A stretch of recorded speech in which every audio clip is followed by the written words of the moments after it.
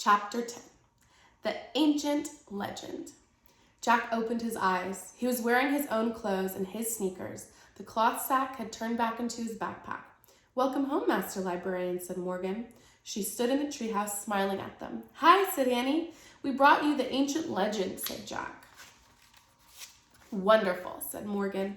Jack reached into his pack. He took out the china book. Then he pulled out the bamboo book. He handed them to Morgan. "What's the legend about?" said Annie. "It's called The Silk Weaver and the Cowherd," said Morgan. "It's a very famous Chinese tale." "Guess what, Morgan," said Annie. "We actually met them. We helped them get together." "Oh, did you?" said Morgan. "Yes," said Jack. "The Silk Weaver's ball of silk saved us."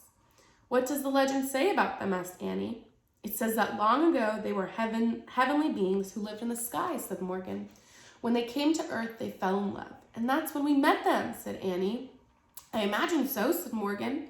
"The book you brought back tells us about their happiness on earth. But I'm afraid a later legend tells us what when they returned to the sky, the king and the queen of the sky separated them by a heavenly river called the Milky Way." "Oh, no," said Annie. "They get back together once a year," said Morgan. "On that night, birds make a bridge in the sky over the Milky Way." Jack and Annie gazed up at the bright summer sky. "Go home now," said Morgan.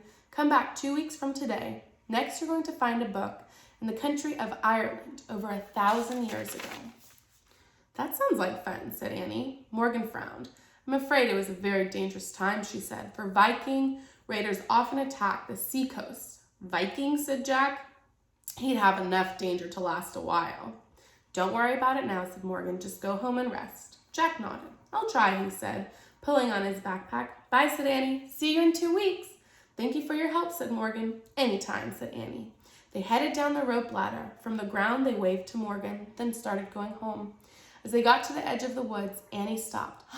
"Listen to the crickets," she said. Jack listened. The crickets' chirps sounded louder than usual. "Their ancestors lived in the time of the Dragon King," said Annie. "Oh, brother," said Jack. "Right now, the grown-ups are telling the little crickets a legend," said Annie. "Yeah, sure," said Jack. "A legend passed down from their ancestors," said Annie. Jack smiled. He didn't want to admit it, but the cricket noise did sound like storytelling. He could almost hear them saying, "Dragon King, Dragon King, Dragon King." "Jack, Annie," came a voice. It was their mother calling them. The spell was broken. The cricket stories were just plain old cricket sounds again. "Coming!" Jack shouted. Jack and Annie ran down the street and across their yard. "Did you have a good time in China?" their mom asked.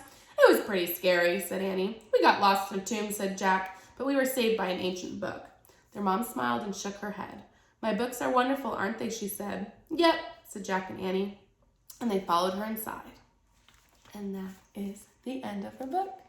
Thanks for reading with me, guys. I will find another chapter book. I have a couple more, and we will start another one next week. Bye.